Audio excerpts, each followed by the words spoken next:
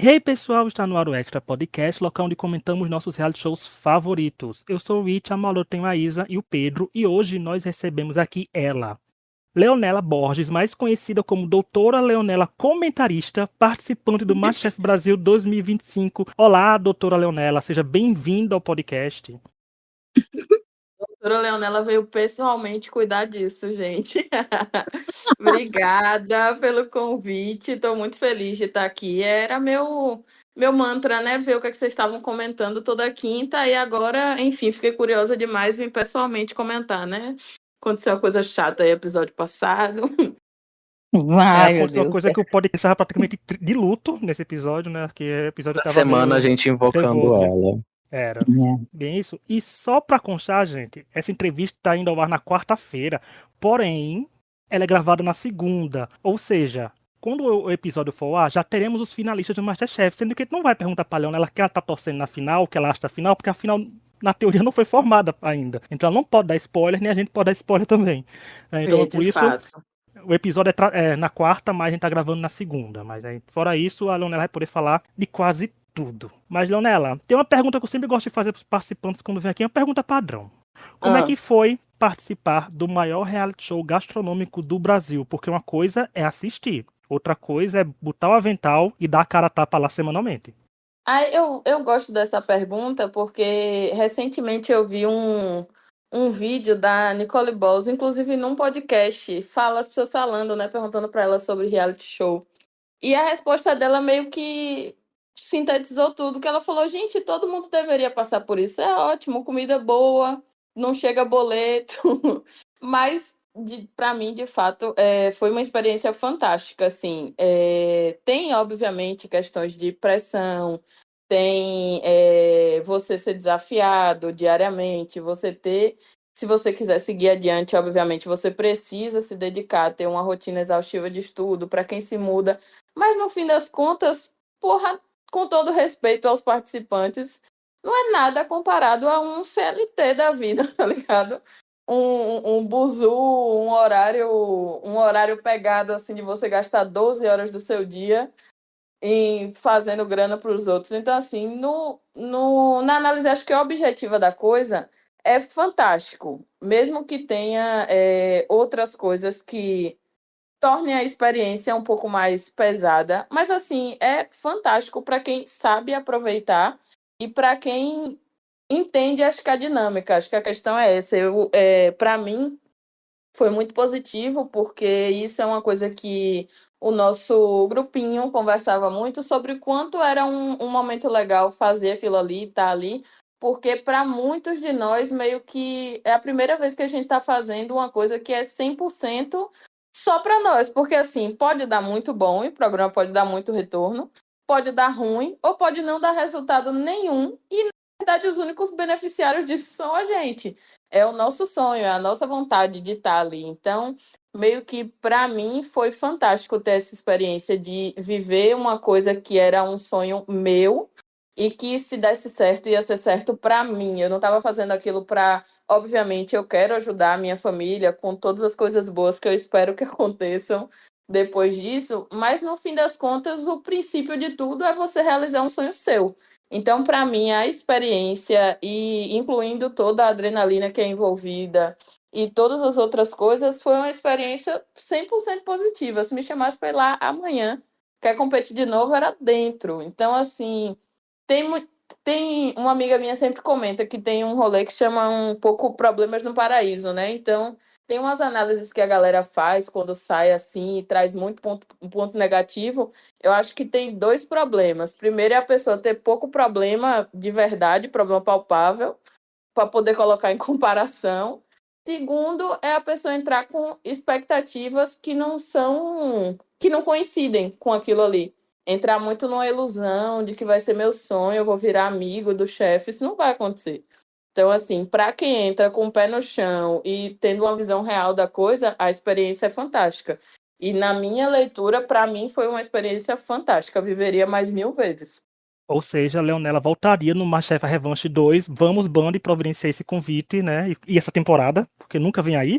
É sempre que talvez tenha, mas nunca vem. E com isso, Leonela, pra quem sabe que é um reality show de televisão, né? Que tem câmera no ar. Como é cozinhar aí, tendo câmera do seu lado, na sua frente, jurado ali em pé, te olhando, depois tendo que dar depoimento, fazer os confessionários. Como é que conciliou essa rotina aí? Porque não era só cozinhar, né? Você também tinha Uhum. que comentar o programa, ficar, na teoria, bem mais simpática na frente das câmeras, porque o público analisa até se sua testa franziu fora do lugar, né? O povo já dá uma analisada diferente. Então, como era lidar com isso? Além da pressão do programa, com a pressão de ser um reality show em si.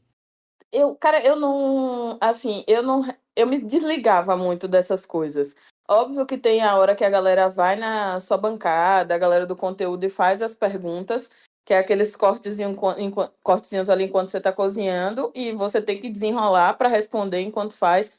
Mas assim, de todo o resto, eu me desligava completamente. Então, por isso que muitas vezes lá desde o início, a galera tem muito corte, muita crítica de assim, a Leonela tava com a cara feia, a Leonela revirou o olho, a Leonela tava com a cara assim, assim, assado. Cara, eu tava completamente desconectada do que estava acontecendo. Eu tinha essa aflição de o que é que eu vou fazer com essas câmeras, mas é tanta coisa que você precisa estar fazendo em uma prova, as provas geralmente são de 1 hora, que assim, eu escolhi e falei, vai, é isso aqui. Então eu vou ignorar essa parte.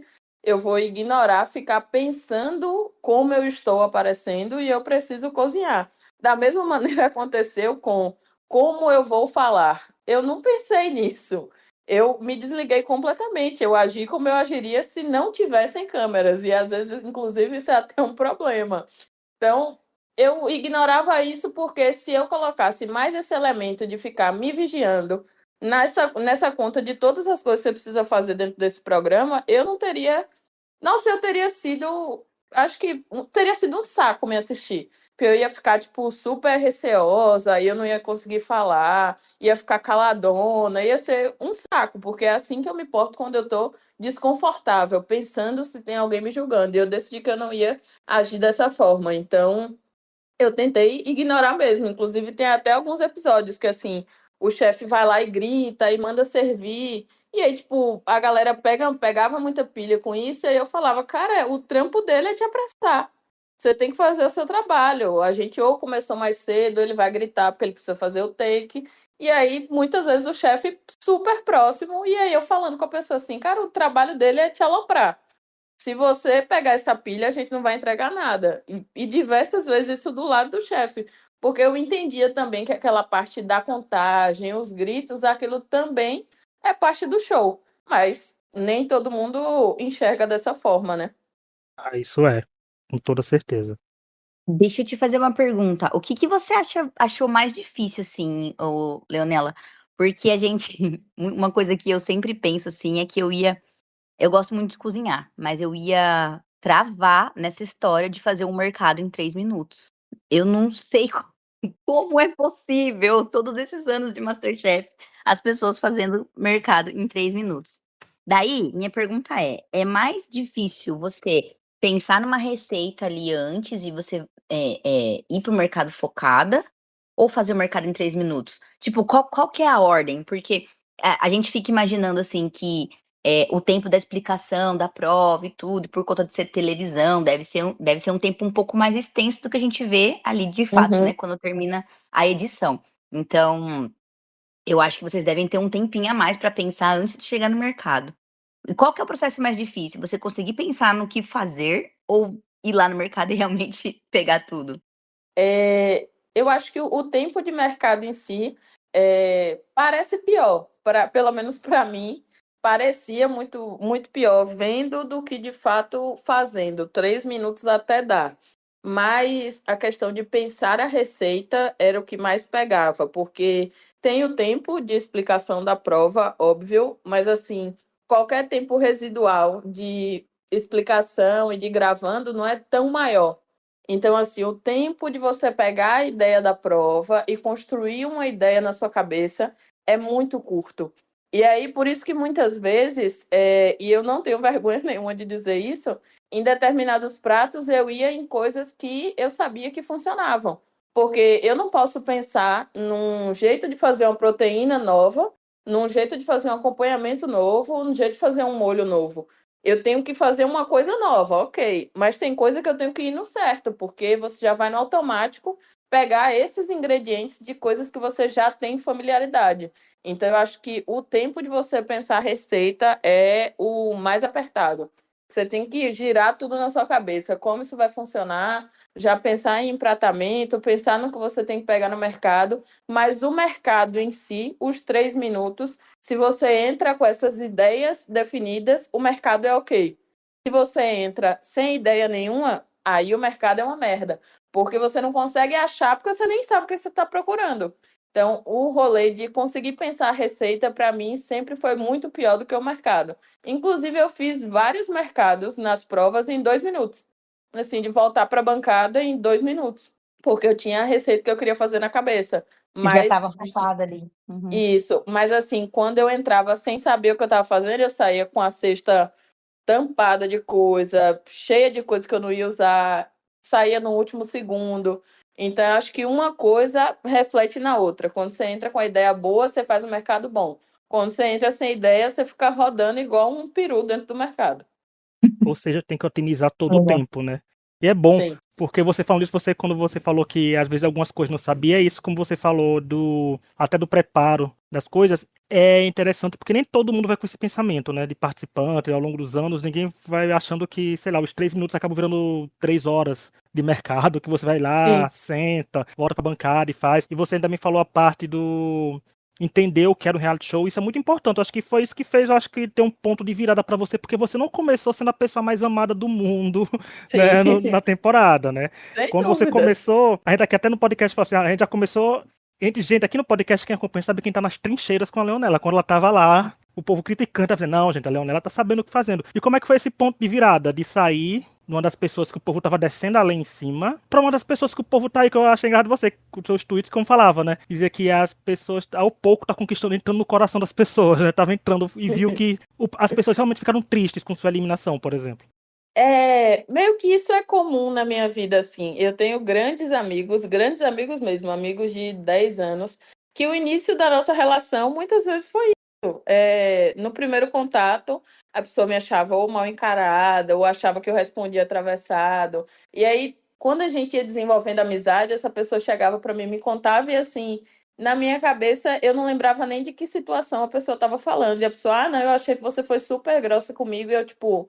Mas eu nem lembro de ter falado com você naquele dia. E meio que é um jeitão, assim, complicado meu, que eu sei que tem, mas que eu sei que, junto com isso, vem inúmeras outras coisas, que é gostar de fazer graça com as coisas, gostar de brincar, de ajudar as pessoas, enfim, gostar de manter um astral legal nos lugares. Enfim, a gente estava sempre brincando no camarim, no Entre Portas. Então, eu sabia que eu tinha mais coisas do que aquele primeiro pedaço que assusta, que de fato vai assustar, que de fato vai ser chocante para algumas pessoas, mas que para mim, assim, eu não mudaria porque ia parecer falso, ia parecer fingido. Só que, assim, a recepção foi massivamente negativa no começo. Então, era muito zoado. E aí, as pessoas ficavam falando, ai, não faz Eagle Search, não olha as coisas que as pessoas estão falando com você. E, assim, eu pensei que, tá, o que eu vou fazer com isso? Eu não posso sumir das redes sociais enquanto isso está acontecendo. Eu não vou deixar outras pessoas contarem a minha história. Então, eu também não posso deixar criar corpo. Tem que ter alguém que tá vendo isso do jeito que eu tô vendo. Então, daí que veio a minha ideia de pegar esses comentários e começar a falar zoando. Então, assim, eu coloquei uma softbox na minha frente, peguei um incenso e decidi fazer o primeiro Doutora Leonera comentarista, porque foi um meme que veio do Twitter e eu decidi abraçar porque eu falei, tá, isso aqui é uma visão positiva que alguém pode estar tendo da minha trajetória. Então eu falei, então eu vou tentar investir nisso. E aí foi onde eu comecei a juntar a minha galera em torno de... Realmente ela faz piada com isso. Ela é tirona também com a galera que tá zoando ela, para as pessoas entenderem que não era só aquele corte, de 2 horas de programa. E aí eu comecei a fazer isso logo no início do programa. Eu falei, eu não vou deixar ninguém me surrar aqui para depois fazer vídeo com camisa branca dizendo que quem me conhece sabe. Porra nenhuma, quem não me conhece também vai me conhecer. E eu precisava mostrar aquilo. E foi. Só que assim, vinha e vem até hoje. Muito hate, assim, da pessoa dizer que eu sou arrogante, que eu sou maldosa com as coisas. Tem muita gente, e aí, para essas pessoas, eu nunca quis falar. Com essas pessoas, eu nunca foi para elas o conteúdo que eu faço. Eu queria trazer esse lado mais de humor e de brincar com isso aí, com a repercussão, porque assim, tem gente que leva muito a sério e a pessoa quer falar assim: ai, não, mas é assim, os brasileiros adoram pessoas que são sarcásticas. E isso diz sobre caráter. Caralho, tá assistindo um reality show, amigão, pelo amor de Deus, você não tá escolhendo que você vai votar, não.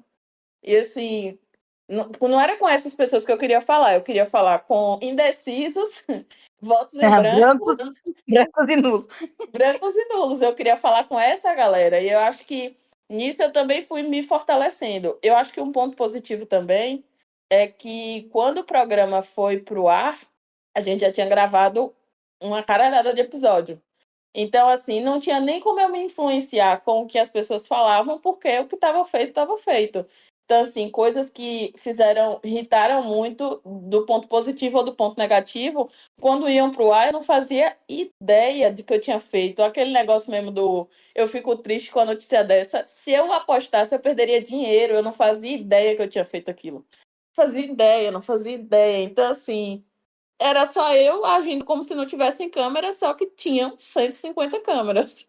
Nossa, e isso é muito interessante, porque, como mais uma vez eu falo, nem todo mundo vai preparado para um reality, nem todo mundo vai preparado para a recepção, né, do reality, e você começou recebendo as borronhadas no começo da temporada, soube como transformar, né, como mesclar isso, transformar boa parte do hate em aceitação, e isso é muito importante, saber a hora de ver o que pode se fazer do limão à sua limonada, né, porque o programa passa, o engajamento diminui, e se a pessoa não souber aproveitar, não souber cativar aquelas pessoas para seguir o seu trabalho ainda, não tem como você continuar com o trabalho nas redes sociais. Então você foi muito inteligente nisso. Eu acho que você foi uma das participantes mais inteligentes de sobre aproveitar o enredo tudo, porque se não me engano foi o Entre que já falou aqui quando veio no podcast, dizendo que o MasterChef não só é o programa, quando acaba também tem como capitalizar agariando os seus fãs, né, para se acompanhar. Então você foi bem inteligente nisso mesmo. Então, tá aí fica a dica para próximos anos as pessoas seguirem a cartilha doutora Leonela Comentarista de como conduzir as redes sociais. Vender um e-book, como cancelar o cancelamento. Por doutora Leonela Comentarista. Eu acho que esse efeito da Leonela é muito igual ao da Carol Conká, gente. Eu sempre comparei muito isso aqui em casa, eu e meu marido, porque quando a Carol Conká saiu do Big Brother, ela foi mega cancelada, né? Todo mundo lembra. Só que durante a exibição do programa, ela ainda se descancelou, né? E aí virou meme e tudo mais. Aí eu fiquei imaginando, nossa, se ela tivesse ido mais longe na temporada, talvez ela tivesse revertido isso durante o programa. E eu acredito que a Leonela foi a mesma coisa, porque, tipo assim, essa primeira impressão que todo mundo teve foi se quebrando durante os episódios, e como ela chegou quase na semifinal, as pessoas foram conhecendo cada vez mais dela, e a produção percebeu que ela era basicamente a única pessoa do cast que entregava bem os confessionários. Acredito que essa parte dela falar as coisas sem ao mesmo tempo ficar treinando, do tipo assim, ou fingindo ser alguma coisa para ser na frente das câmeras, ela sentava ali, fingia que não tinha uma câmera e falava, e aí essa naturalidade chega nas pessoas, né? Infelizmente, a gente está no país que as pessoas não votam em político por caráter, mas em reality show a pessoa tem que ter o caráter mais limpo e puro possível. Mas eu acredito que a Leonela conseguiu reverter isso de uma forma maravilhosa. Eu acho isso incrível. Ela tem que fazer sim esse e-book. A minha pergunta é que, por exemplo, esse ano foi, eu acho que um dos poucos anos que a gente não teve aquele início de temporada mostrando as seletivas, e aí conquista do avental, e aí o embates, e as pessoas se emocionando bastante. E aí eu queria saber da Leonela como que foi esse início, antes de entrar ali na cozinha, se foi muito cansativo a parte até conseguir o avental e até eles falarem, você tá dentro, e aí você entrar na cozinha. Como que foi essa sensação, que provavelmente foi diferente dos participantes dos outros anos, né? Assim, a gente foi até o final do processo acreditando que teriam embates. Então, a gente fez todo o processo seletivo, enfim, depois de vídeo e questionário, teve. Eu posso falar isso? Eu não sei se eu posso. Não sabendo se eu posso, eu só vou mencionar por cima. Teve seletiva que você vai individual e você cozinha, teve seletiva que aí acho que foi o que chegou mais próximo de embate, que era de fato dividir cozinha com outros participantes. Na nossa cozinha, por exemplo, passaram 3 pessoas que entraram na edição. Então, assim, a gente fez até aquela parte achando que teria o embate. Depois daquilo ali, ainda seria o episódio de embate. Então, quando, no meu caso, por exemplo, eu fui convocada, e aí perguntaram qual que era a grafia, como que eu queria que o nome aparecesse no avental. Aí eu falei, ué, você não usa avental com seu nome para fazer embate? Eu fui e perguntei na Leonela. caruda. Aí eu falei, e no caso, avental, então significa que não tem mais embate, então a gente só descobriu quando já estava sendo convocado. E aí eu faltei colocar um ovo, né? Porque, porra, todo mundo tem essa aflição, do mesmo jeito que a aflição de você sair no primeiro episódio, você fica também com a aflição de você perder no embate, porque até você chegar no embate, a galera passava também por um processo longo. Então, imagine você criar expectativa, se você compartilhasse isso com as pessoas. Por exemplo, eu não contei para ninguém da minha família até assinar de fato o contrato e ser participante oficialmente.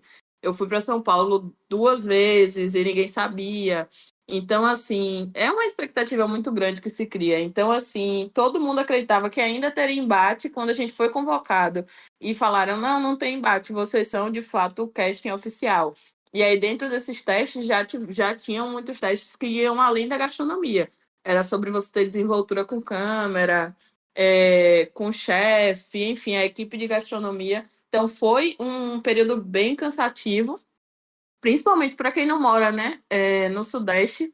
No meu caso, eu fiz um bate-volta em São Paulo, depois eu fui uma outra vez, e aí, como tinha previsão de ter retorno em uma semana, eu fui de ônibus para o Rio para ficar na casa de uma amiga, porque a hospedagem era muito cara. Então, é um perrengão, assim, você fica com sua vida em suspenso, porque você não pode falar para as pessoas onde você está. Eu só tinha uma célulazinha, que eram 2 pessoas próximas que me davam suporte, assim, até por causa de você morrer no mundo, né? Tem gente que saiba onde você tá, mas foi um processo bem, bem cansativo. Não foi longo.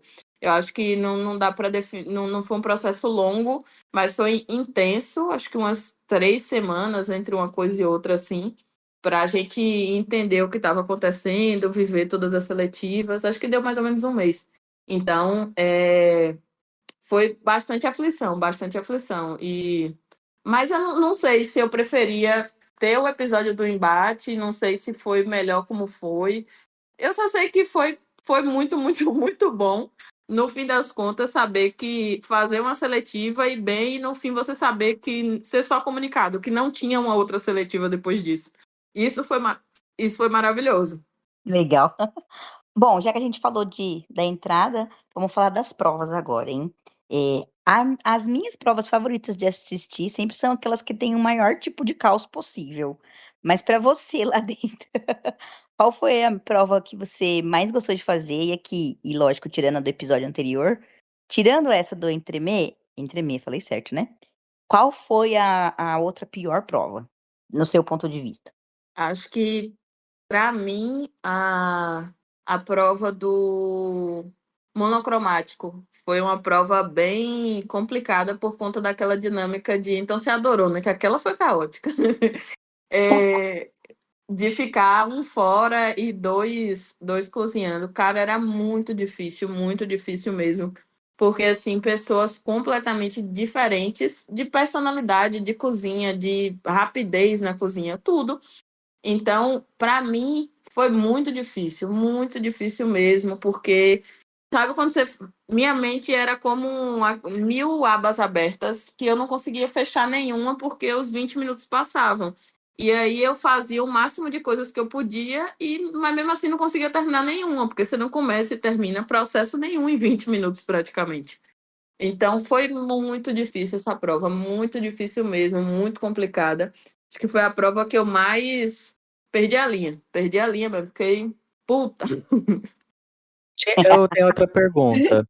Tinha alguma coisa, assim, tipo, de opinião sua sobre esse ano as provas não terem sido externas, as provas em equipe terem sido tudo lá dentro, ou de alguma dinâmica ser, tipo assim, chama alguém para subir pro mezanino, em vez de fazer uma prova de pressão. Eu senti que, basicamente, eles deram uma simplificada, assim, no formato. Você tinha alguma preparação, assim, que você pensava na sua casa, tipo assim, essas provas de pressão, tipo, fazer um brigadeiro, descascar um cogumelo, fazer um ovo, e aí elas foram tiradas e não tinha mais. Isso eu particularmente acho bem complicado. Achei bem complicado essa questão de salvar as pessoas. Para mim, foi uma dinâmica que foi muito errada, na verdade, porque eu entendo você conseguir você poder dar uma vantagem para um amigo seu, uma desvantagem para um desafeto, mas, cara, salvar, por exemplo, lá na prova do apimentado, salvar 4 pessoas, para mim aquilo ali não fez o menor sentido, cara, não fez o menor sentido. Só ganhar uma prova e poder salvar 4 pessoas da eliminação, aquilo ali para mim não. E eu acho que também por isso eu fiquei tão puta e fui bem nessa prova. Porque eu olhava assim e fiz, caralho, velho, a gente tá aqui no fogo. E era pra todo mundo estar nesse fogo, porque todo mundo foi mal que tava ali. Todo mundo não foi destaque. Então, assim, salvar um, mal e mal. A gente até engole. Agora, 4 pessoas, aí eu falei, vocês estão de sacanagem. Aí chegou a minha hora de ter vantagem, eu podia escolher o tema da prova. Porra! Aí eu falei, ué. Aí, logo em seguida, a vantagem era salvar 2 pessoas de novo. Aí eu falei, então tá bom. Então tá bom. Uma salva 4, a outra salva 2. Eu falei, então tá certo. Agora ninguém mais cozinha, é só você ser amigo de alguém que vai poder te dar uma vantagem. E também, problema meu, né? Que às vezes eu não ia estar falando a mesma coisa aqui se fosse um amigo meu que me salvasse. Tem isso também. Sim. Mas do meu ponto de vista, eu acho que eu ficaria desconfortável. Não porque você está dizendo que você é melhor do que alguém. Não, eu ficaria desconfortável do ponto de vista do jogo. Porque toda prova que você deixa de fazer por ser salvo, você perde de amadurecer. Então você tem que ir para todas as eliminações? Não. Mas assim, toda prova que você teria que fazer nas eliminações e você deixa de fazer, você deixou também de lidar com aquele momento de pressão. Não à toa, pessoas que foram salvas, todas as vezes que tiveram expostas à situação de pressão, iam muito mal. Porque eram pessoas que não tinham o traquejo com fazer a prova. Não à toa também, pessoas que vão muito para provas de eliminação conseguem ter destaque. Dá para ver Glória é assim, Rodrigo é assim, Daniela é assim. Eles fizeram muitas provas de eliminação. E os 3 têm um histórico de ir bem em provas de eliminação, porque já aprenderam a lidar com a dinâmica daquilo ali. Eu não achava nada justo também. E vale lembrar aqui outros nomes fortes também que foram para muitas provas de eliminação, como Léo Yang, como Elisa, como Eduardo Prado, né, gente? Como a Leonela falou, que as pessoas crescem, né? Crescem com as Sim. provas de eliminação. Nas planilhas que eu fazia, que eu faço ainda no Twitter, eu colocava sempre que essas pessoas que eram salvas, assim, eu não colocava elas como destaque, era pra mim salvo e se quisesse, porque colocar essas pessoas como bom desempenho porque elas foram salvas na primeira prova não era justo, né? Não, com Não. certeza. Mas assim, acho que esse rolê de salvar, eu achei meio. Assim, quando eu vi a dinâmica, eu já imaginei o que ia acontecer e eu já sabia que eu não ia subir. Quando eu olhei aquilo ali, eu falei, alguma coisa está acontecendo aqui. E eu já sabia que não ia ser benéfico para mim. Mas quando eu olhei e vi que era salvar 4 pessoas, puta que pariu. Eu falei, então virou várzea, né? Botar 4 pessoas sem cozinhar pro mezanino, várzea. E é uma coisa que a gente tem apontado por muito tempo aqui no podcast, né? Pelo menos eu e Rich, assim, que são os desencontros, as coisas vão ficando desconexas. E quando as coisas são desconexas, acabam que elas ficam injustas. Então, pra gente aqui, público, que não come comida, que não cheira, que só tá assistindo um reality, esses tipos essas coisinhas são muito evidentes, ficam muito óbvias pra gente, que é uma coisa desconexa, né? Então É pra fica muito. movimentar o enredo, né? Eles colocam, É, tipo assim, eles viram, tal pessoa ganhou a prova, ela provavelmente vai salvar tal e tal pessoa, então vamos dar esse poder pra ela. Mas vamos comemorar que a coisa mais injusta não aconteceu nessa temporada. Eu imagino a cara da Leonela vendo isso, que é a famosa prova que você tem que descer do mezanino alguém que ganhou uma prova em equipe. Ou seja, todo mundo ganhou, mas alguém vai ter que perder, que vai ter que descer. Nossa, eu gravava uns não. episódios tão pé da vida com isso, porque se você ganha uma prova em equipe, imagina, Leonela, você fazendo a prova, ganhando a prova em equipe e o capitão te mandasse pra prova da eliminação. Eu sei que você entregaria confessionários que a gente estaria amando até hoje, mas na hora seria revoltante, não é? Descer do mezanino. Eu não vou mentir, não, que eu torci muito e eu achei que isso poderia acontecer agora nesse 13º episódio. Porque, para mim, era meio surreal mesmo. Se você for analisar, a concorrência para você ir para a semifinal vai ser maior do que adiante. Você estava numa prova que tinha 3 e iam sair 2. Para mim, aquilo não fazia sentido. Eu achei que desceria um do trio e eu não sabia como é que, enfim, que eles iam se definir. Mas eu achei que isso podia acontecer. Nessa última prova de trio, não aconteceu, né? Ficamos lá só nós 3 e um sonho. Mas, assim, é complicado, porque quando teve a questão de poder ou não se salvar, lá na prova do pastel, Bruce foi muito criticado, assim, muito criticado mesmo, que arruinou a equipe e subiu. Ele recebeu muita crítica com isso. Porque, ao mesmo tempo, porra, quem quer ficar dando sorte pro azar, né? Se ele tinha a Uhum. oportunidade de se salvar, ele se salvou. E eu entendo você se salvar. E não sei bem se faria diferente disso, porque no fim das contas, e esse eu acho que foi um dos maiores problemas hoje, quando eu assisto. Vendo lá, eu achava isso um problema. Vendo os programas, eu mantenho a minha opinião. A galera faz prova em equipe, muita gente fez, e os problemas acontecem dentro da equipe enquanto a prova está acontecendo e as pessoas não falam nada. Elas não falam nada com o capitão, elas não falam nada com os pares, elas não dão uma ideia. Aí depois a prova passa e todo mundo tem alguma coisa a pontuar. Só que assim, quem estava te amarrando para você dar uma ideia melhor na hora? Isso que eu não entendo. E assim, tem muita gente que fez isso lá dentro do programa no momento eu já achava estranho, mesmo, enfim, 1000 coisas acontecendo. Assim como eu já tinha essa percepção que quando fosse pro ar, essa coisa de ser salvo, o público ia enxergar com maus olhos, porque no fim das contas é injusto de fato. Por mais que seja uma pessoa que tem vantagem, que poderia ser um amigo meu, no fim das contas é injusto poder salvar 4 pessoas que não foram bem. E essas 4 pessoas estarem lá no mezanino sem mérito. Então, da mesma maneira, acaba que fica essas percepções, né? De que o grupo vai mal e aí ninguém fala na hora, mas aí depois todo mundo tem alguma coisa a pontuar. E aí fica determinados desconfortos que vão se criando, que são coisas que eu não. E assim, sinceramente, eu não sei por quê. Qual era o problema de pontuar determinadas coisas, da mesma maneira que aconteceu com essa coisa dos 4 serem salvos ou de outras pessoas serem salvas. E que, enfim, quando me perguntava, eu falava, para mim não faz sentido. Que foi, por exemplo, um confessionário que eu falei de assim, naquela prova onde salvaram 4, o mezanino ficou dando pitaco o tempo inteiro, infernizando a minha mente, porque minha bancada era perto do mezanino, infernizando, e um griteiro desgraçado, e assim, sei que tem gente que queria o meu bem, que estava dando conselho pro bem, mas não faz o menor sentido, cara. Deixa a pessoa cozinhar em paz, é 1 hora. Não fica gritando na cabeça da pessoa. E aí, no meu confessionário, eu falo que se o mezanino quisesse me ajudar, eu estava lá. E, de fato, existia uma pessoa com um poder objetivo de salvar pessoas. Ela escolheu salvar outras. E essas outras pessoas estão ali salvas. Eu vou pegar minha 1 hora e gastar escutando essas pessoas? Não vou, cara. Não.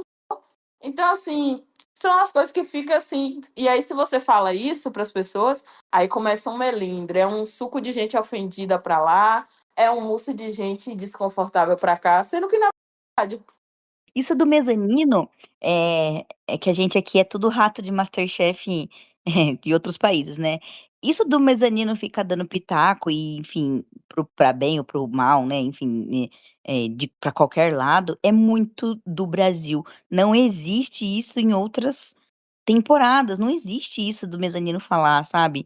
É muito. E assim, a gente vem comentando também que tá chegando num ponto que o mezanino agora faz parte da prova de eliminação, pro bem ou pro mal, no caso que você trouxe aí uma visão, né, extremamente, pelo menos coerente, né, com o que acontece, porque quem tá lá em cima, tudo bem que às vezes tem mesmo a intenção de ajudar, mas aquele monte de gente falando acaba atrapalhando muito, né?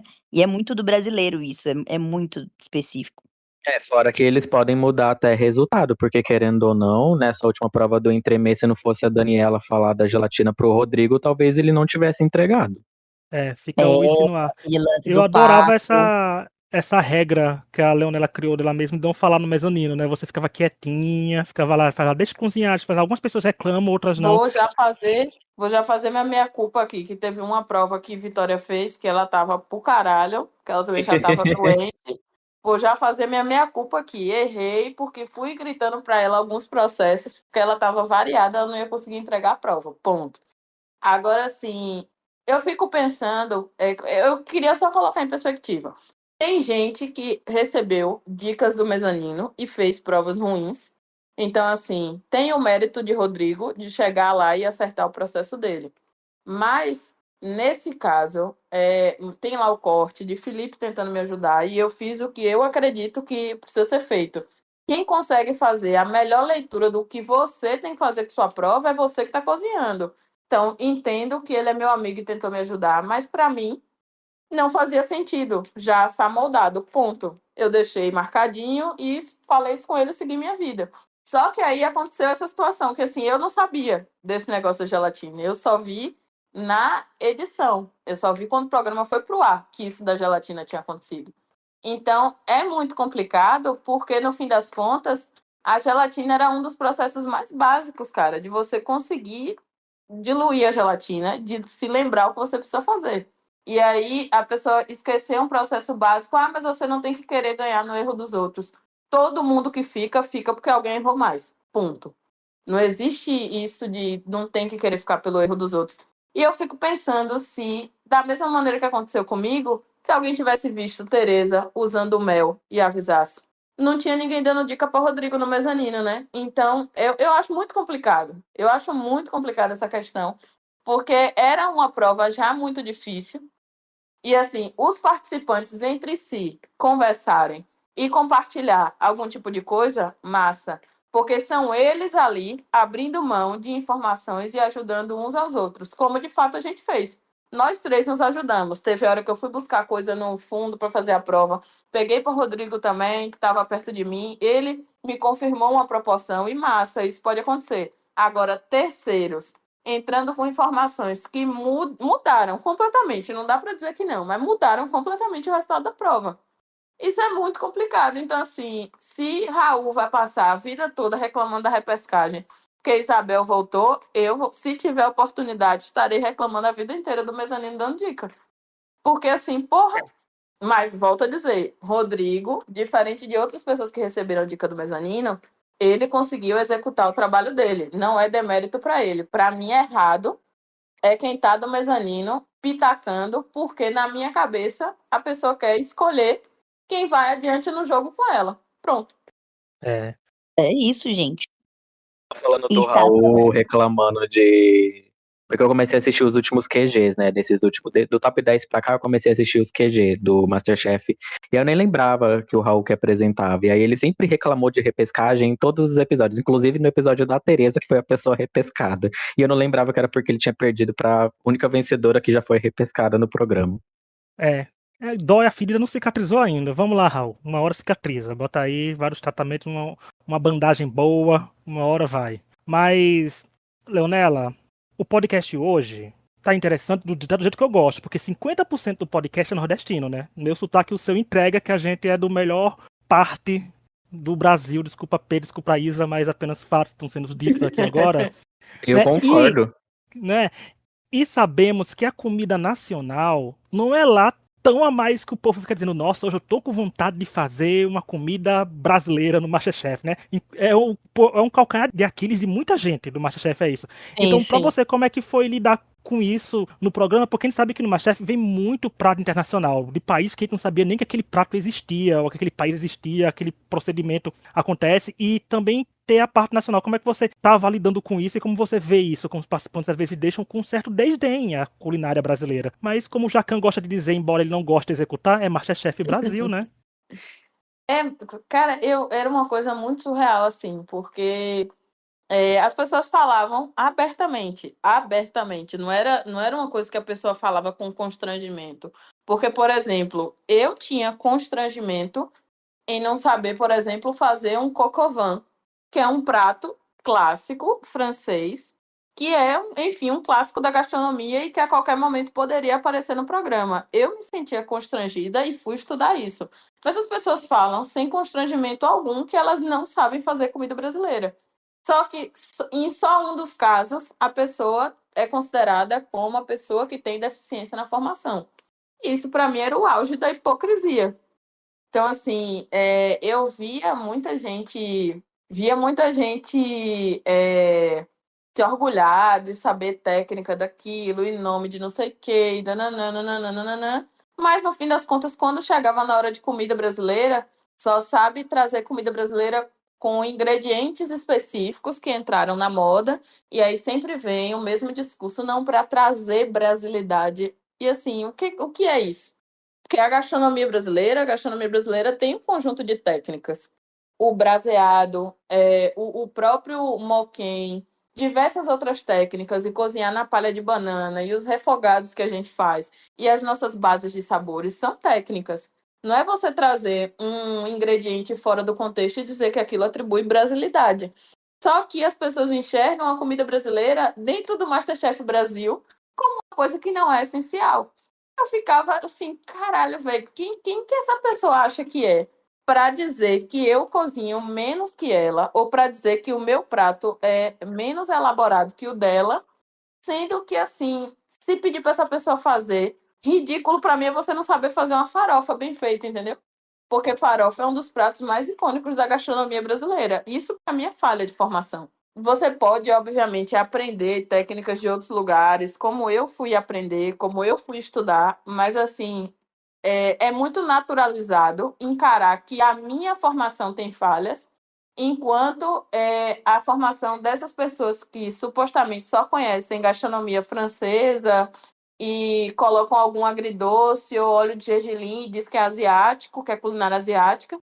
E aí essas pessoas, e aí vou fazer a salvaguarda aqui, obviamente não estou falando de quem Glória trabalha muito bem a culinária asiática, porque a culinária que ela levanta a bandeira, e Felipe também, enfim, pessoas que estudam de fato os elementos e não pessoas que pegam alguns ingredientes soltos e dizem que tô dando um toque de não sei o quê, mas no fim das contas não reconhece, que não para e não estuda e não constrói uma gastronomia que de fato integre isso. Então, assim, não foram raras as vezes que eu escutei piadinha, às vezes que, mesmo eu tendo subido para o mezanino antes da pessoa, a pessoa tratar o meu prato, que subiu antes do dela, como inferior. E, assim, de forma nenhuma isso me atinge, porque no fim das contas era bom para mim, porque eram pessoas com falhas de percepção no próprio jogo.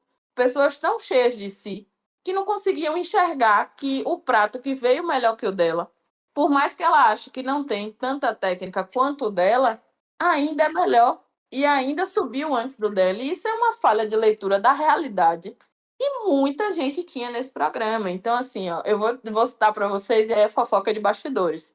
Depois que a gente sai da prova, enfim, deu tudo certo para alguns, tudo errado para outros, receitas que são destaque, a gente precisa falar com o pessoal do site da Band para passar a nossa receita, né?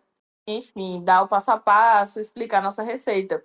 E aí teve participante que subiu na rabeira da rabeira com um prato extremamente questionável, olhando para minha cara e perguntando: o que é que você está fazendo aqui? Eu falei: é que eu subi para o mezanino antes de você, inclusive. Da pessoa não ter bom senso de entender isso, prova de Cara, prova também de. Essa prova a caixa de regiões. E é muito doido como, novamente, é uma leitura completamente deturpada da realidade. E é muitas vezes enviesada por preconceitos mesmo, da pessoa menosprezar a gastronomia brasileira. E menosprezando a gastronomia brasileira, elas não conseguem conceber que eu faço gastronomia brasileira porque eu escolhi fazer. Porque eu não queria chegar lá e fazer igual a todo mundo. Eu queria fazer o que, para mim, é importante, a gastronomia que eu acredito. Então, para essa pessoa, eu faço isso por falta de recurso técnico para fazer outras coisas. Então, assim, na prova de regiões, muitas pessoas usaram o fato de eu ter recebido a Caixa Nordeste como um estar trabalhando na zona de conforto. Mas várias pessoas ali estavam trabalhando em zonas de conforto e não conseguiram fazer o melhor com os ingredientes que tinham. E mais uma vez, coisas que assim as pessoas se sentem à vontade para dizer. E eu vou abrir uma aspa para dizer o que eu escutei. A pessoa falou isso na minha frente. A gente que é técnico é punido porque se arrisca. Os chefes às vezes só querem um franguinho ensopado, porque o meu prato girava em torno de ter um frango ensopado. E assim, e eu olhava aquilo ali e eu fiz, pelo amor de Deus, seu prato foi ruim. Só entenda que o seu prato foi ruim, o meu foi melhor, acabou. Como que a pessoa chega no MasterChef e acha que sabor vai ser sobreposto por técnica? Eles falam isso todos os anos. Eu tô chocada. Não, e isso acontece, não é raro, não. Acontece muito, muito, muito assim. É uma percepção de realidade completamente alterada. Você vê pelas tier lists que as pessoas criam, de falar que eu acredito que fulano não vai seguir carreira na cozinha. Ou eu acredito que fulano está fazendo hora extra. Primeiro que eu acho uma uma falta de simancol. Se você saiu e a pessoa continua, você dizer que a pessoa está fazendo hora extra. Porque vocês eram avaliados pelos mesmos critérios. Todo mundo tinha que apresentar um prato. Ah, porque fulano ficou, porque ciclano errou mais. Não erre mais do que ela e você consegue eliminá-la. Ponto. Não tem o que fazer sobre isso. Então, assim, as pessoas pegam os critérios objetivos, porque é uma competição, e elas embaralham isso dentro da cabeça dela e das narrativas que elas criam, e ficam criando uns enredos de fulano só saiu bem porque foi bem com a caixa da região X, porque recebeu a região que queria. Felipe foi bem numa caixa da região norte. Ponto. Outras pessoas poderiam ter ido bem com caixas de outras regiões. Eu adoraria ter trabalhado com a caixa do Centro-Oeste. Então, assim, é muito chato porque é até medíocre a pessoa não fazer uma análise de assim. Eu, por exemplo, quando errava, eu metia o rabo entre as pernas e ia resolver o meu erro. Eu não ficava dizendo que criticando quem acertou. E eu acho que também por isso, todo mundo que foi adiante, pelo menos quase todo mundo, tem essa mesma leitura. Não ficava colocando a culpa dos erros seus em outras pessoas. Ah, não, eu errei, mas fulano também erra. Ah, mas eles estão avaliando a gastronomia de fulano com outro prisma. Vai corrigir o teu erro, entrega o teu melhor. E aí era uma coisa que era muito chata, mas assim que acontecia com muita recorrência mesmo. Mesmo. Eu acho que faltou nessa temporada mais participantes que tivessem assistido pelo menos uma temporada do MasterChef. Isso aqui é a minha visão, gente, meu comentário, não é a Leonela que tá falando, sou eu que tô falando, mas porque Leonela não precisou citar nomes, já pensei em 3 nomes aqui na minha cabeça. Já, e não tem quem diga que não são essas 3 pessoas. Mas é muito assim, porque eu, por exemplo, quando teve as caixas dessas regiões, por exemplo, eu pensei assim, eu quero a Leonela com a caixa nordestina. Aí eu, né, eu tuitei. Depois eu fiz, gente, eu não quero mais não. Porque, gente, assim, as pessoas acharem que ela vai se dar bem 100%, até um erro nosso, porque a Neolena é da Bahia, né? Eu sou aqui da Paraíba. Talvez tenha um prato aqui da Paraíba que se bater na caixa misteriosa pra Leonela, ela não saiba fazer, e a gente é no Nordeste, né? São 9 estados. Não tem de gastronomias assim. Por exemplo, tinha uma erva dentro da caixa que chamava vinagreira. Eu nunca tinha visto aquilo na minha vida. O que é que eu fiz? Eu fui experimentar e entender. Se eu precisasse perguntar, eu perguntava também. Só que é um outro problema de participante de MasterChef amador. As pessoas não sabem as coisas e, para o não saber delas, elas ficam caladas, embalsamadas. Mas o que elas sabem, não, porque aí quer dar texto, aí quer falar que sabe técnica e tananã, tananã, tananã. Mas quando não sabe, eu não sei, e ninguém fala nada. E aí fica parecendo que só quem pergunta é quem precisa. E a edição também, enfim, né, traz algumas pessoas perguntando e outras que praticamente faziam prova em grupo, isso não aparecia, porque tinha gente que chegava a ser chato, de assim, um grupo experimentando a comida do outro. E eu falava, meu Deus, gente, meu Deus, seu paladar tá podre, minha joia. Você não sabe o que é comida boa? Porque aquilo ali chegava a ser feio de ver. Como diria a filósofa contemporânea Boca Rosa, o que é isso? Um filme, né, que tá acontecendo? Um filme era assim. E pra mim, Leonela, uma das piores coisas, aqui eu já vou entrar em tretinhas, assim, mas uma das piores coisas foi porque, como eu falei, Leonela é da Bahia, né?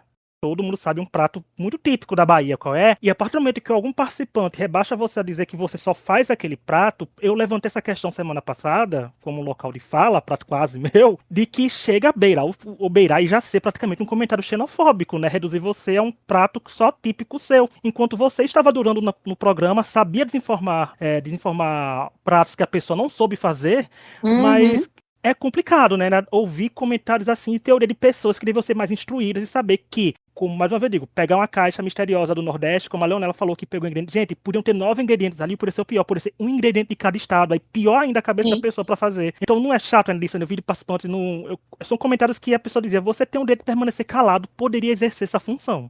O Rich ainda foi bonzinho de falar que beirou a xenofobia, porque eu achei que foram muito descancarados várias vezes. Foi, com certeza. Então, e assim, e é isso que eu tô falando pra vocês, que não era um comportamento isolado nessas pessoas.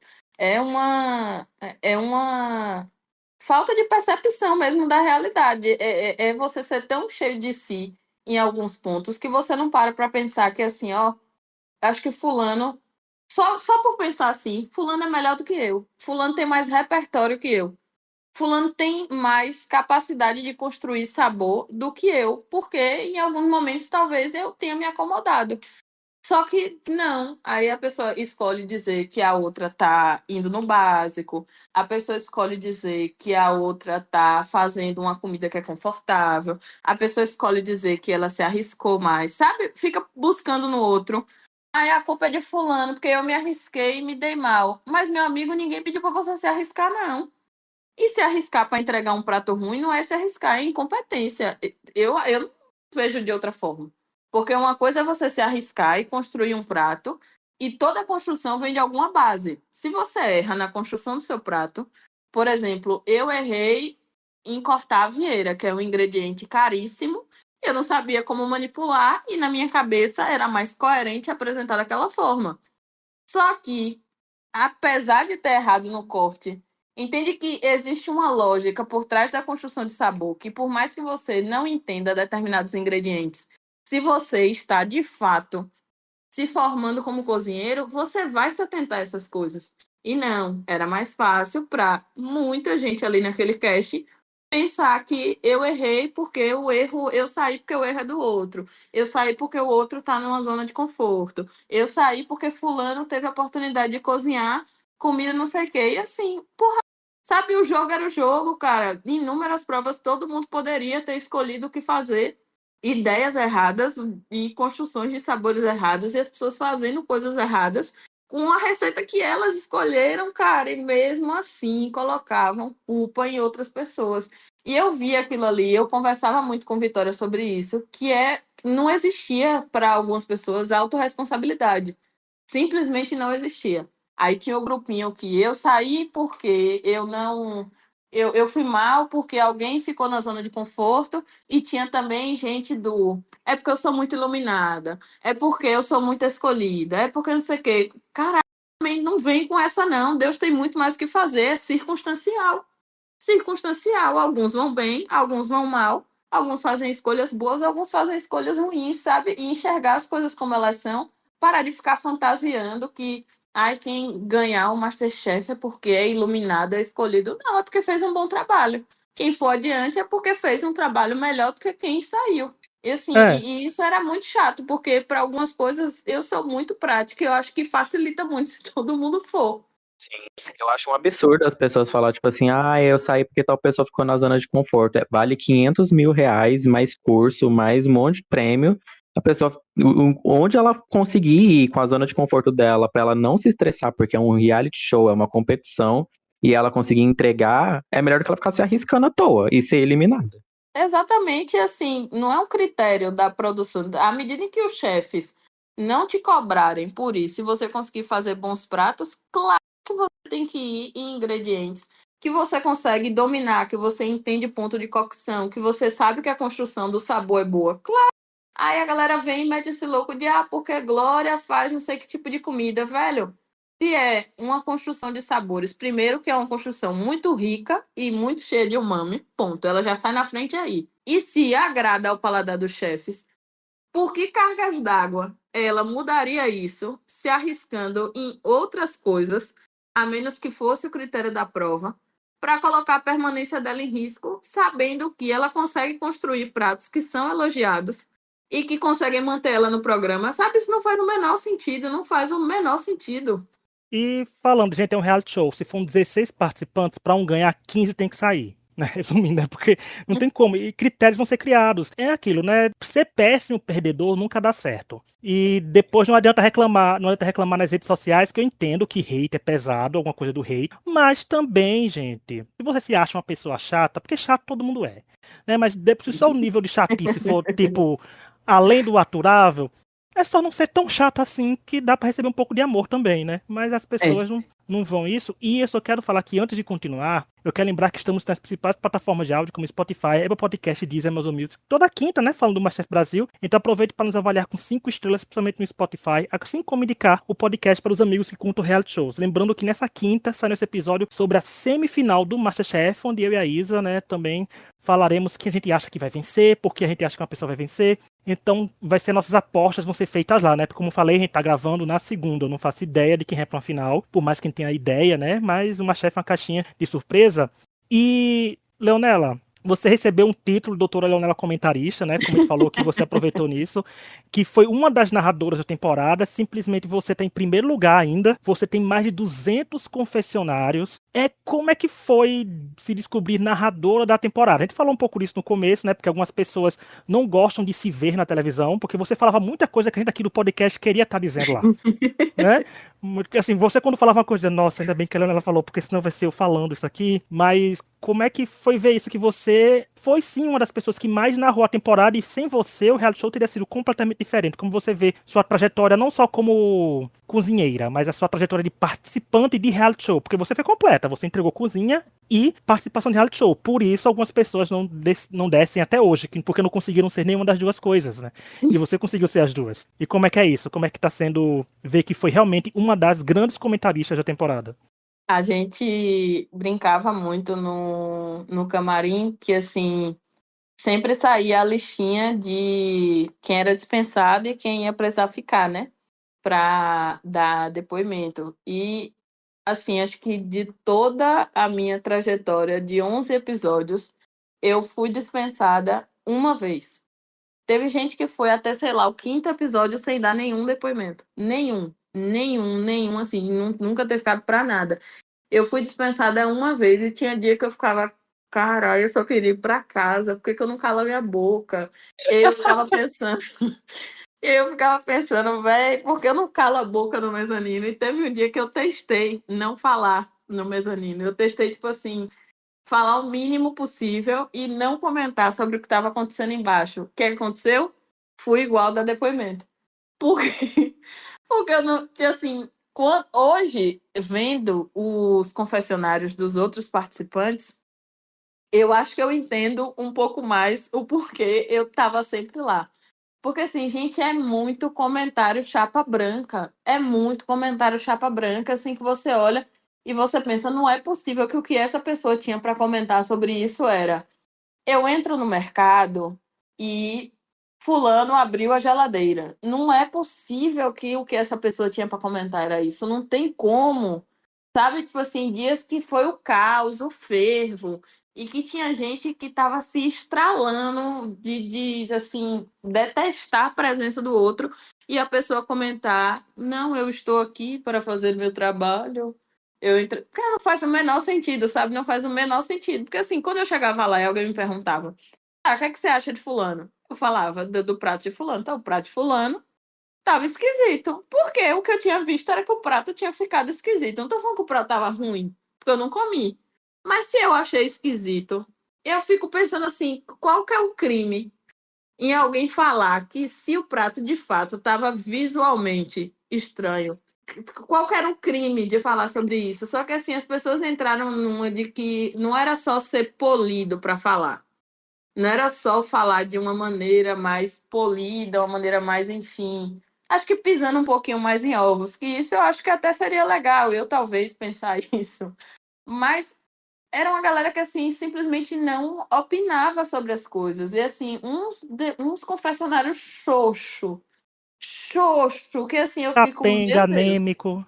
Não, totalmente, e, assim, de coisas que as pessoas estavam envolvidas muitas vezes e a pessoa não passava nada. E aí eu vou também já me fazer uma crítica.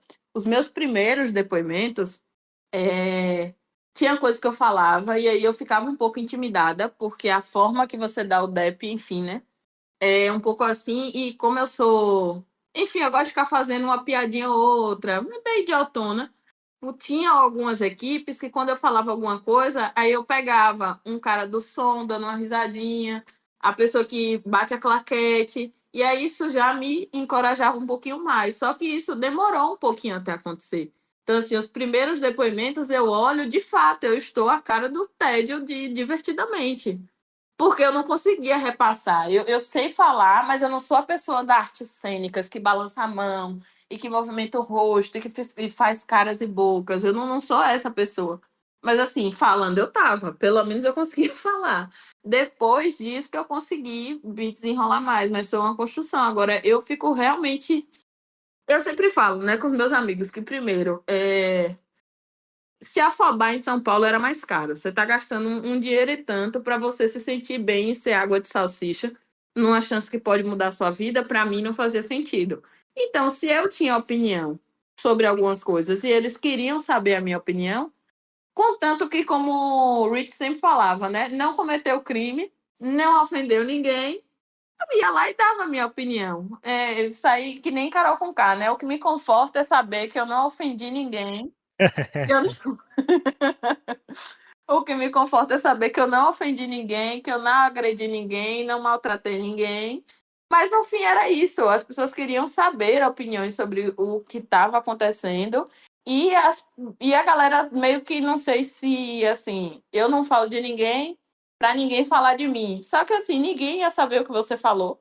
Era só falar, era só ser genuíno com algumas coisas. Então eu senti que tinha muita gente que era montado para dar depoimentos e tinha muita gente que se omitia nas coisas e que ia para o meias palavras e para o mais genérico possível. E são abordagens. A minha foi realmente a primeira coisa que vinha na minha cabeça era o que eu respondia. Acho que por isso muita coisa é genuína, porque hoje vendo o programa, opiniões que eu falo em alguns DEPs são opiniões que eu falo no sofá da minha casa e casco o bico sozinha pensando algumas coisas, mas obviamente respeitando o limite de não ser ofensiva com a pessoa.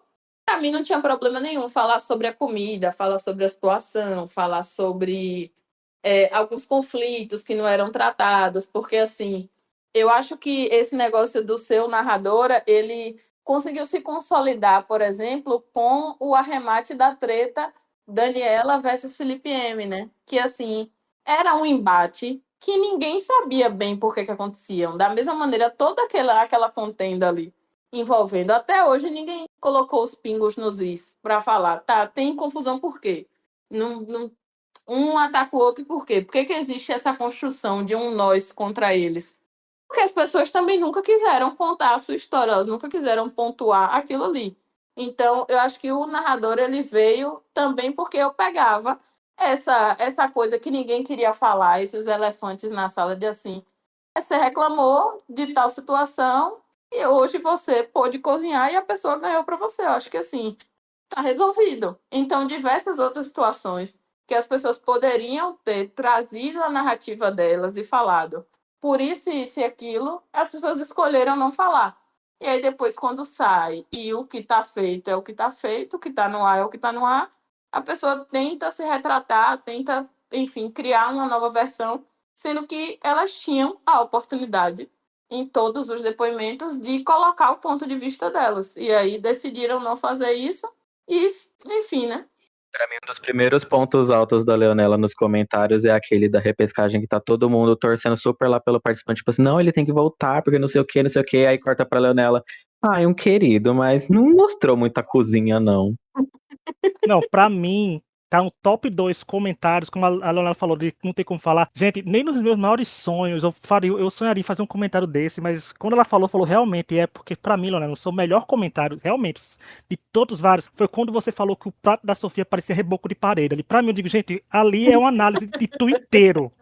Porque veio das profundezas do Twitter esse comentário e apareceu, porque assim, é comentário que eu falei, de gente como a gente. E tem uma coisa que a gente faz aqui toda semana, fazia, né? Porque a temporada tá acabando, a gente já fez. Inclusive, eu confirmei semana passada que a gente fez um destaque do episódio, porque eu sabia que a Laura ia estar aqui e pra Leonela aparecer no destaque, porque assim, a Leonela pode estar sendo eliminada, ninguém sabe. Tem aqui, vou convir com destaque aqui. Beijo, Porque, por Laura. exemplo, em 12 episódios que a gente fez destaque do episódio aqui, você ganhou 5 vezes aqui, né? Você viu sim, ou seja, quase metade dos episódios tava sua fotinha aparecendo lá com outras pessoas. Mas agora, Leonela, eu quero que você tenha essa oportunidade de você escolher destaques. Pra você, tirando você, né? Quem seriam as outras 3 pessoas que você acha que foi destaque dessa temporada do MasterChef? Eu acho que, sem sombra de dúvidas, Glória é um destaque. Também por ser muito, acho que, sobretudo por ser muito autêntica. E aí, eu acho que para a Glória, essa competição tem o melhor dos mundos. Ela entrou lá sem pressão. Glória não pretende seguir carreira na cozinha. Glória tem uma vida profissional bem definida, filho criado. Então ela entrou ali e o resultado do jogo não vai pesar, tipo assim, que nem a gente a gente ainda está correndo atrás de se entender no mundo. Glória, se ela entrar ali, o que ela conseguisse, para ela já era fantástico, porque ela entrou ali para viver uma experiência. E ela está conseguindo ir longe pra caramba vivendo essa experiência. Então, para mim, sem sombra de dúvidas, Glória é um destaque, é um personagem icônico. Não dá para dizer que Daniela não é um destaque da temporada, mas eu acho que ela tem o mérito dela, da qualidade na competição, mas acho que entregaram muito de presente para ela um enredo de eu contra todos, sabe? Eu acho que entregaram isso de presente para ela, sobretudo porque ninguém peitava dizer as razões pelas quais eram contra ela dentro do programa. Ou engolia em seco e passava por cima, ou falava abertamente. E eu acho que esse campo cinzento que a galera ficou deu para as pessoas um roteiro, e a galera adora isso, o nós contra eles. Ter uma pessoa contra todas as outras. Não à toa veio até a foto, que nem do BBB, de todo mundo ficando preto e branco. Eu acho que nesse sentido deram de presente para ela essa construção, mas assim, é uma personagem da temporada, não dá para dizer que não. São 3, né? Falta só mais Deixa um. eu pensar quem mais. Se não ser a Leonela, porque o Twitter era esse trio o tempo todo. Eu tô pensando uma terceira pessoa, porque eu não quero ser clubista e colocar um amigo meu de Mas sacanagem. o poder Pode é falar seu, o Felipe Leonela. Bruzi, pode falar o Bruzi, sim. O poder é seu. A gente já trouxe destaque aqui porque a gente achava a pessoa bonita, Leonela. Olha o nível que a gente já chega aqui em destaque pra gente. Não é assim, a gente tem esse nível também. E nesse caso de destaque, a gente é completamente louco. Bairrista, que a Eu gente amo, é então. completamente. Então, eu acho que eu fiquei entre um e outro, na verdade. Acho que são duas pessoas que, a nível de competição, são pessoas que conseguiram ir construindo o enredo delas. Mas, assim como nos programas de vocês, eu sinto falta da construção do personagem, além da cozinha. Mas aí, a bem da amizade, eu vou colocar a Bruce, porque eu acho que é uma pessoa muito consistente. E uma pessoa que, além de consistente, ele é muito firme no que ele quer fazer, sabe? Então, assim, ele é uma pessoa que sabe muito, é um cara que tem muita referência, mas diferente de outras pessoas que têm também muitas referências e tiveram muitos acessos, para mim ele consegue usar isso na gastronomia dele. Porque tem uma galera que assim, não, porque eu viajei aqui, acolá, e que não sei o que, eu tenho referência, e eu vou no melhor izakaya, e eu conheço não sei o quê, e eu sei qual que é o melhor peixe, mas assim, no frigir dos ovos, quando aperta, não entrega nada. E para mim ele é uma das pessoas que pegam a vivência, pegam a coisa que as oportunidades dele deram de presente para ele, que ele é um cara que fez alguns intercâmbios, ele traz isso para a gastronomia dele e entrega excelentes pratos, além de pratos muito criativos. Eu acho que é um destaque da competição, mas eu senti mais falta e senti também porque ele não apresentou tanto. Aí também não é culpa da edição, não, porque Bruce realmente é um pouco pressão baixa. Foi no programa. Não vou também passar pano de tudo a tudo, não. Faltou Gente, mostrar pressão mais. baixa. Ele mostrou muito o que ele é um cara muito emoção. E todo episódio tá lá chorando por alguma razão. Mas acho que eu senti mais falta dele pontuar opiniões dele. E ele também pensa coisas sobre pessoas e afins. Então, assim, uma das poucas vezes que ele se insurgiu contra algo foi agora nessa prova de eliminação. Que aí Daniela foi falar lá o negócio dele não comentar. E ele falou com ela: se eu quiser ajudar, eu vou ajudar. Aquilo ali para ele já é fruto de muita terapia. Aquilo ali para ele já é ele orgulhando a terapeuta dele. Meu Deus. Ele Mas conseguir se levantar contra aquilo já é ele fazendo um coisão. Então, assim, eu senti falta dele se mostrar mais, porque é um cara muito bacana, um cara com as convicções muito legais, mas, assim, a nível de gastronomia é uma das pessoas mais consistentes. Então, sim. traria ele como destaque também. E fica aí o destaque da Leonela, que é a Glória, Daniela e Felipe B, como destaque da Leonela. E assim como ele faz, vai ter fotinho sim, gente. Eu acho que talvez na sexta, ou na quinta mesmo, tenha uma fotinho aí mostrando os destaques da temporada. Leonela, doutora Leonela comentarista versão. Ele vai lançar essa versão dela, assim que nem a Taylor lança as versões, a gente vai lançar a da Leonela também aqui. E Leonela também a Version. primeira entrevista participante da gente que faz um destaque da temporada, viu? Ó, tá vindo ver aqui. Chique, chique. Como é que ele pega uma comentarista temporada? Tem que botar pra comentar, não é mesmo? Né? Tem que botar pra hablar. E eu falo bem pouquinho, graças a Deus. Ah, mas assim que é bom, Leonela. Assim que é bom, que tem que rende, que sai natural. Tem gente que tem que ir preparado pra isso. Eu digo, algumas pessoas não entendem. A gente sabe que alguns participantes ficam respondendo muita coisa, ficam botando outras coisas de reclamar, dizendo, ah, mas edição, ah, mas não sei o que. Eu digo, gente, mas, sabor, tem que ver a entrega da prova, histórico. Eu digo, gente, é um reality show de gastronomia. Mas não é só a comida que vai ditar o Masterchef, não.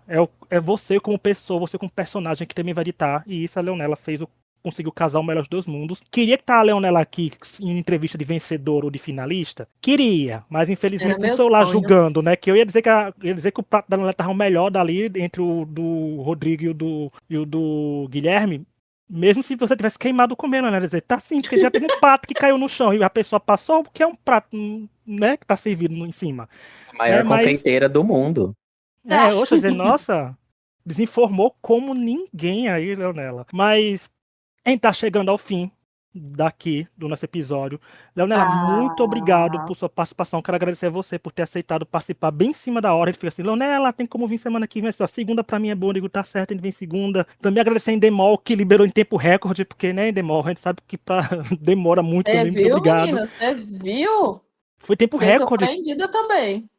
Quando eu mandei mensagem pra você, você falou que ia falar com eles. Quando eu abri meu e-mail, tava lá. Eu digo, gente, que é isso? Quem te viu, quem te vê, Juliana, né? Não sei se ela, não sei ela ainda, mas muito obrigado, irmão. Muito obrigado, viu, Leonela? Foi um deleite estar aqui com você e principalmente acompanhar você no Masterchef. Porque quem quiser participar do Masterchef, gente, tem que ser muito que nem como você. Falar mesmo e cozinhar mesmo. Leonela, foi maravilhoso te receber aqui. Muito obrigada. Assim, você sem dúvida foi uma das nossas participantes favoritas de assistir, porque é, né, você gerou, além de você ter gerado muito conteúdo gastronômico, também muito conteúdo além disso, né? Que a gente gosta muito. Então, só agradecer mesmo. Muito obrigada por ter aceitado o nosso convite. E fica aí já o convite para participações futuras também, na próxima temporada, hora que chegar. Doutora Opa, Leonela precisa continuar voltando, hein? Aí eu quero agradecer a Leonela por ter se tornado essa querida nas redes sociais, porque aí vai dar gosto de acompanhar ela fora do programa. Então a gente não vai ficar morrendo de saudade dela, porque ela consegue entregar muito, e é isso. E uma prova que a gente torceu é que eu fiz aquela cartilha que eu sempre faço. Se vocês viram, eu sigo a Leonela até com minhas redes pessoais. Então, eu sei que torci de verdade, não foi só fachada, viu, gente? Então, como eu falo, o processo de torcer. Leonela, que foi a primeira pessoa dessa temporada que seguiu a gente nas redes sociais também. A gente exalta aqui também, participante que exalta a gente. Muito obrigado, viu, Leonela? De coração. ai, gente, obrigada a vocês. Enfim, já falei com com Pedro, acho que eu já tinha mencionado isso com o Rich também.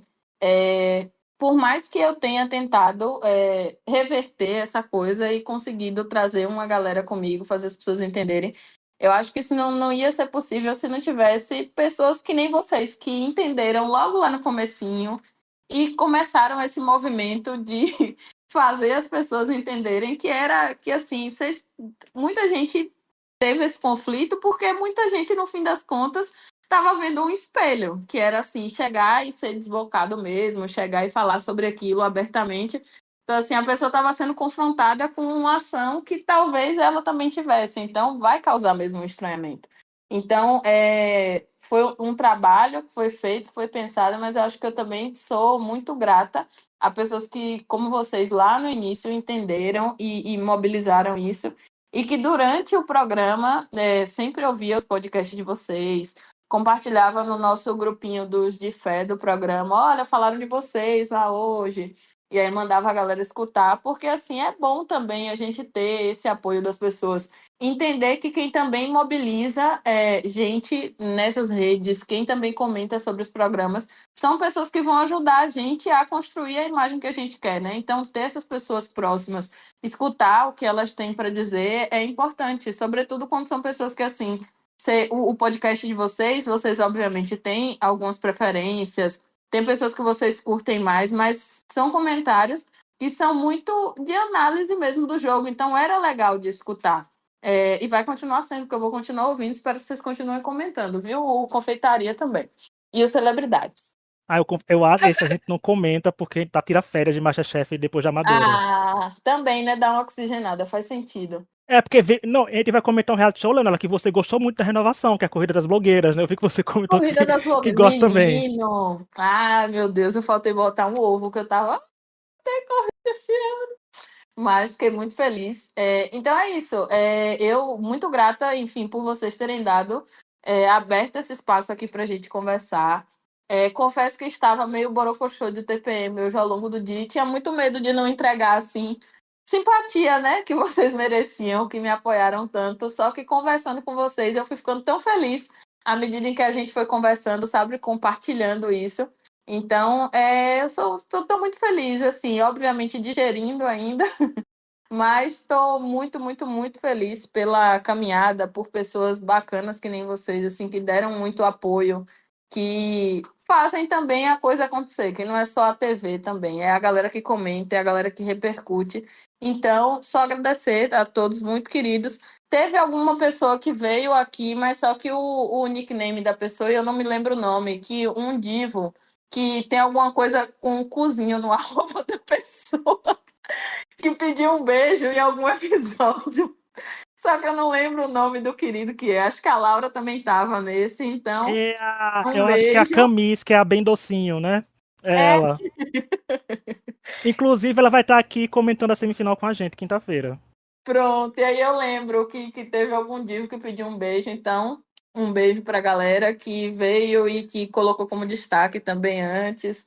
Enfim, muito legal, foi muito bom estar aqui com vocês. Estou realmente muito feliz, foi um papo muito legal. Aí vai vir mais vezes, Leonela. gente, que Tem delícia. temporada pra vir ano que vem, ó. Tem bastante. A pessoa pisa aqui uma vez, consegue vir várias vezes ainda, né? Só Vamos ver bora. se... Leonela, manda um beijo pro meu marido. Eu vou mandar um beijo ao seu marido, Pedro. Cadê o nome desse homem? Lua. Beijo, Luan! Olha aí, tanto que eu falei quando a Leonela confirmou, eu falei, vai estar eu e a Isa aqui, eu vou trazer o Pedro pra cá, porque tem que trazer o presidente do fã-clube da Leonela no episódio, que ela tá aqui com a gente, não é? Gente, toda Tem que trazer. semana eu tô lá no Twitter levando panfletando. Eu vou na frente da Band. Se ela não substituir o Raul ano que vem no QG, eu vou tacar uma bomba lá. Mas vamos seguir a Leonela nas redes sociais, gente. Vou engajar os posts dela, como eu falei. Se você quer tacar hate, não taque hate. Procure o seu participante favorito e vai engajar os posts, que é muito importante nessa época ainda. Exato. Principalmente pós-MasterChef. Principalmente a Léo que vai começar agora nesse novo emprego que ela postou tudo. Ai, vocês acreditam, gente, que na real eu nem tô começando, eu já tô entrando no segundo. Pra terem noção que a gente vai viver uma vida aí na internet para manter a magia da TV. Eu já tô há um tempinho nesse estágio, mas aí só quando passa tudo, A magia da internet tem que ser mantida. Os tempos das coisas, para ninguém achar, ué, como que tá no Amadores e já tá? Não, foi só depois que eu saí Uhum. mesmo. Mas assim que eu saí também, eu já fui na cara dura. Mandei textão no direct do cara falando, Gil, foi bem assim mesmo.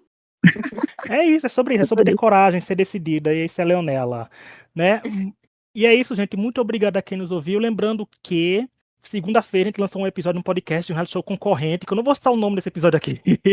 Tá lá no episódio. Quinta, a gente tá falando do episódio da semifinal e tá chegando aí a final do MasterChef. Quem você acha aí que vão vencer? Deixa aí nos comentários também. Então, até os próximos episódios e tchau. Tchau.